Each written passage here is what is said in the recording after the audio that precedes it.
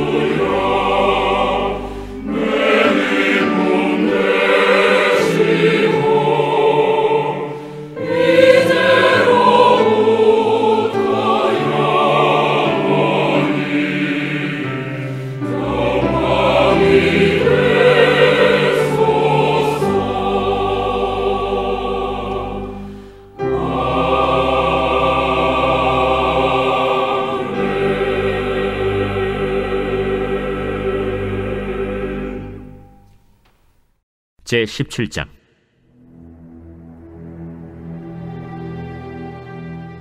길르앗에 우거하는 자 중에 디셉 사람 엘리야가 아합에게 말하되, 내가 섬기는 이스라엘의 하나님 여호와께서 살아계심을 두고 맹세하노니 내 말이 없으면 수년 동안 비도 이슬도 있지 아니하리라. 여호와의 말씀이 엘리야에게 임하여 이르시되, 너는 여기서 떠나 동쪽으로 가서 요단 앞 그리 시냇가에 숨고 그 시냇물을 마시라. 내가 까마귀들에게 명령하여 거기서 너를 먹이게 하리라. 그가 여호와의 말씀과 같이 하여 곧 가서 요단 앞 그릿 시냇가에 머물매 까마귀들이 아침에도 떡과 고기를 저녁에도 떡과 고기를 가져왔고 그가 시냇물을 마셨으나 땅에 비가 내리지 아니하므로 얼마 후에 그 시내가 마르니라. 여호와의 말씀이 엘리야에게 임하여 이르시되, 너는 일어나 시돈에 속한 사르밧으로 가서 거기 머물라. 내가 그곳 과부에게 명령하여 네게 음식을 주게 하였느니라. 그가 일어나 사르밧으로 가서 성문에 이를 때 한 과부가 그곳에서 나뭇가지를 줍는지라. 이에 불러 이르되, 청하건대 그릇에 물을 조금 가져다가 내가 마시게 하라. 그가 가지러 갈 때 엘리야가 그를 불러 이르되, 청하건대 내 손에 떡 한 조각을 내게로 가져오라. 당신의 하나님 여호와께서 살아계심을 두고 맹세하노니 나는 떡이 없고 다만 통에 가루 한 움큼과 병에 기름 조금뿐이라. 내가 나뭇가지 둘을 주워다가 나와 내 아들을 위하여 음식을 만들어 먹고 그 후에는 죽으리라. 두려워하지 말고 가서 내 말대로 하려니와 먼저 그것으로 나를 위하여 작은 떡 한 개를 만들어 내게로 가져오고 그 후에 너와 네 아들을 위하여 만들라. 이스라엘의 하나님 여호와의 말씀이 나 여호와가 비를 지면에 내리는 날까지 그 통의 가루가 떨어지지 아니하고 그 병의 기름이 없어지지 아니하리라 하셨느니라. 그가 가서 엘리야의 말대로 하였더니 그와 엘리야와 그의 식구가 여러 날 먹었으나 여호와께서 엘리야를 통하여 하신 말씀같이 통의 가루가 떨어지지 아니하고 병의 기름이 없어지지 아니하니라. 이 일 후에 그 집 주인 되는 여인의 아들이 병들어 증세가 심히 위중하다가 숨이 끊어진지라. 여인이 엘리야에게 이르되, 하나님의 사람이여, 당신이 나와 더불어 무슨 상관이 있기로 내 죄를 생각나게 하고 또 내 아들을 죽게 하려고 내게 오셨나이까? 엘리야가 그에게 그의 아들을 달라 하여 그를 그 여인의 품에서 받아 안고 자기가 거처하는 다락에 올라가서 자기 침상에 누이고 여호와께 부르짖어 이르되, 내 하나님 여호와여, 주께서 또 내가 우고하는 집 과부에게 재앙을 내리사 그 아들이 죽게 하셨나이까?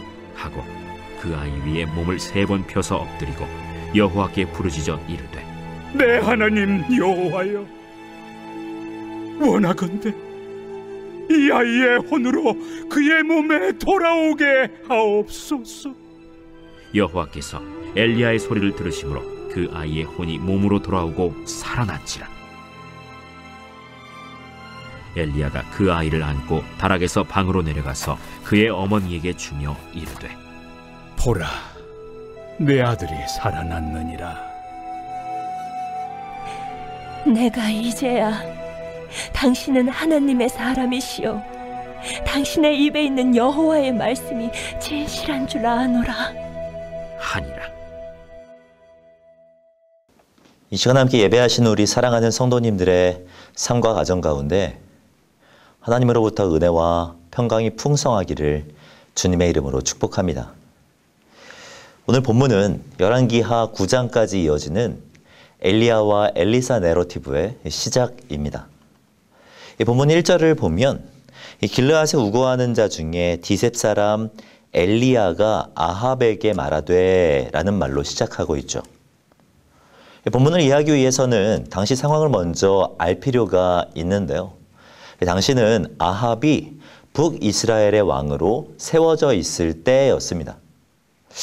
바로 앞장인 16장의 30절을 보면 이 오므리의 아들 아합이 그의 이전의 모든 사람보다 여호와 보시기에 악을 더욱 행하였다라고 말씀하죠.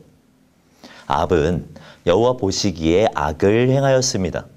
죄를 범하였고 우상을 숭배하였으며 하나님의 말씀대로 순종하지 않았죠. 그러나 아합의 때에 하나님께서 엘리야를 통하여서 말씀하시는 것입니다. 수년 동안 비도 이슬도 내리지 않을 것이라고 말씀하신 것이죠. 실제로 본문을 보면 하나님의 말씀대로 시내가 말라가는 것을 볼 수 있습니다. 이 가뭄이 계속되면서 요단강 근처 그리 시내가의 물도 완전히 말라버리게 된 것이죠.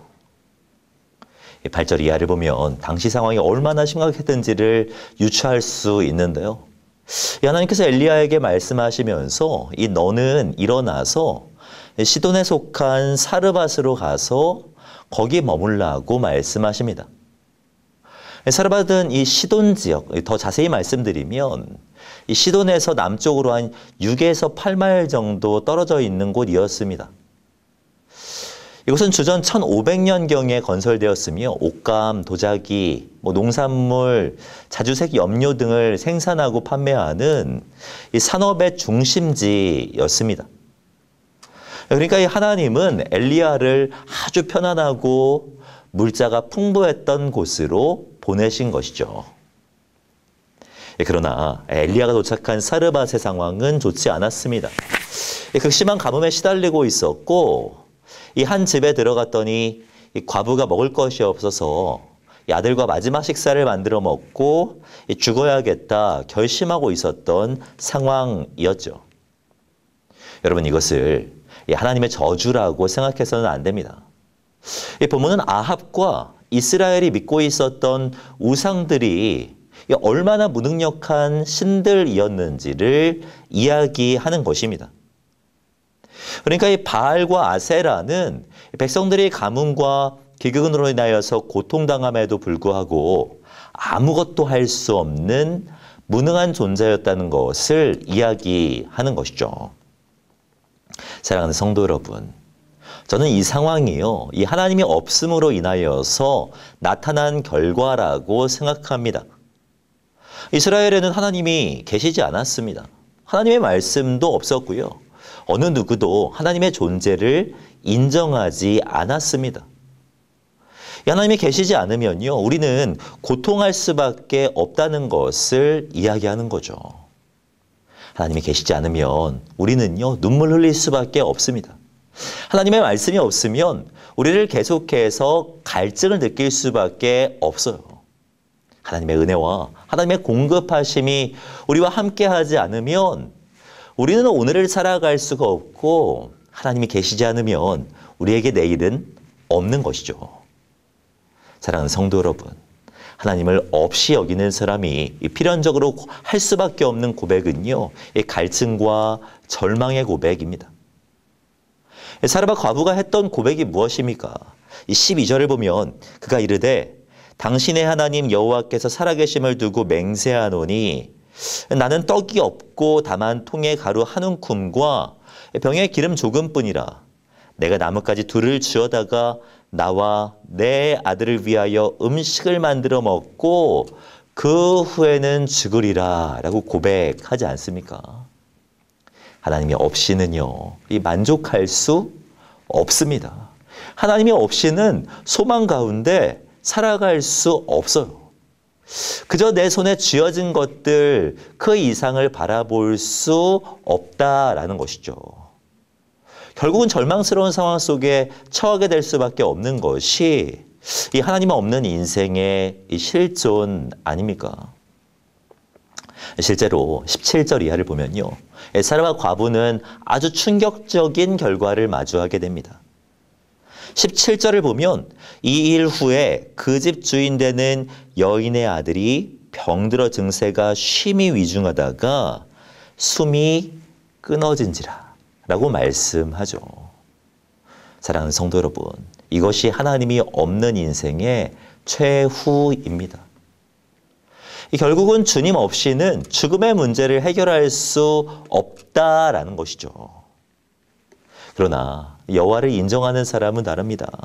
오늘 본문을 엘리야는요, 이 가뭄 속에서도 풍성한 공급하심 속에 살아가는 것을 볼 수 있습니다. 6절을 보면 이 그리 시냇가에 물은 말랐지만 하나님은 까마귀들을 통하여서 아침에도 떡과 고기를, 저녁에도 떡과 고기를 가져다 주셨다라고 말씀합니다. 15절을 보면요, 엘리야를 통해 사르밧 과부의 집에 이 통에 가루가 떨어지지 아니하고 병의 기름이 없어지지 아니하니라 라고 말씀해요. 심지어 이 사르밧 과부의 아들이 죽게 되는데요, 21절 말씀을 보면 그 아이 위에 몸을 3번 펴서 엎드리고 여호와께 부르짖어 이르되 내 하나님 여호와여 원하건대 이 아이의 혼으로 그의 몸에 돌아오게 하옵소서 하니 여호와께서 엘리야의 소리를 들으심으로 그 아이의 혼이 몸으로 돌아오고 살아난지라 라고 말씀하죠. 하나님은요, 엘리야의 갈증을 해결하셨습니다. 엘리야를 통해 사르밧 과부의 집에 만족함을 허락하셨어요. 심지어 한 가정의 죽음과 이 절망의 문제까지 완전히 해결하신 것을 볼 수 있지 않습니까? 이것이 하나님을 인정하는 사람을 향한 하나님의 보응이라는 것입니다. 사랑하는 성도 여러분, 엘리야란 나의 하나님은 여호와시다, 나의 하나님은 여호와시다라는 의미입니다. 그러니까 하나님의 하나님 되심을 인정하고 그분의 말씀대로 살아간 사람이 엘리야라는 것이죠. 우리에게 있어야 하는 이 믿음의 고백이 있다면요, 나의 하나님은 여호와시다라는 고백입니다. 일상의 필요와 갈증을 해결하기에 앞서 정말 나 자신은 하나님을 여호와라고 고백하고 있는 사람인지를 돌아볼 필요가 있는 것이죠. 생각보다 많은 사람들이 하나님의 하나님 되심을 인정하지 못합니다.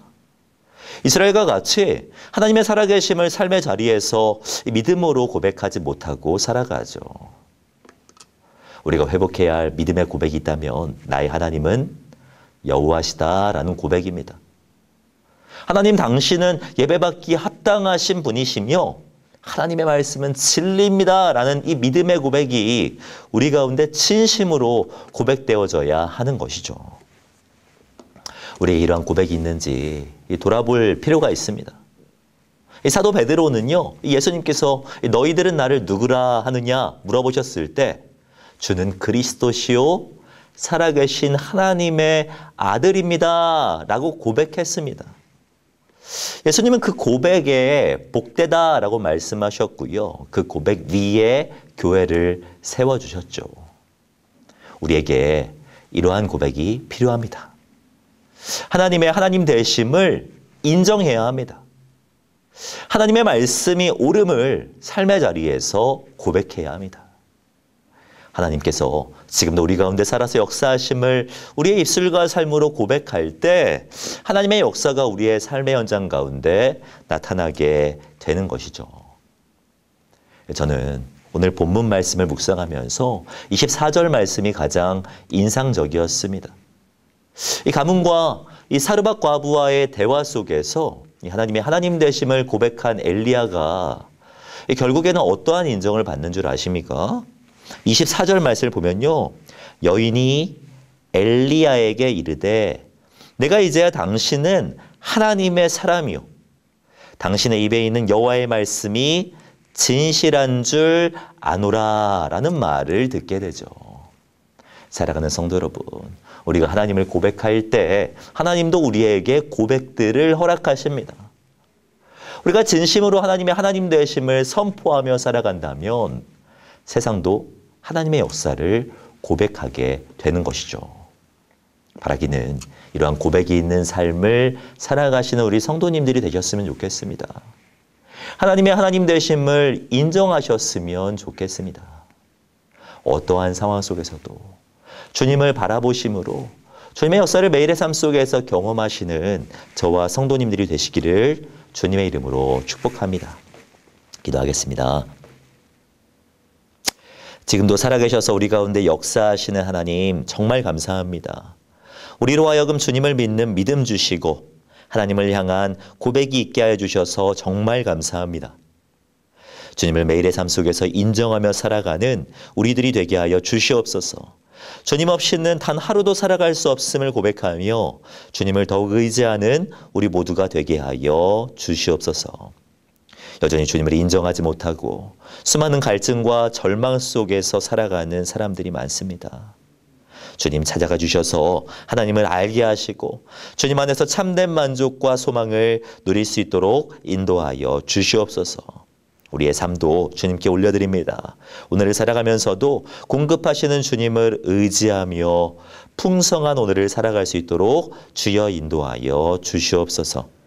이렇게 인도하실 주님을 기대하오며 이 모든 말씀 주 예수 그리스도 이름으로 기도하오며 지금은 우리 주 예수 그리스도의 은혜와 하나님의 사랑과 성령님의 교통하심이 이 시간 함께 예배하시는 우리 사랑하는 성도님들의 머리 위에 지금으로부터 영원까지 함께 있을지어다.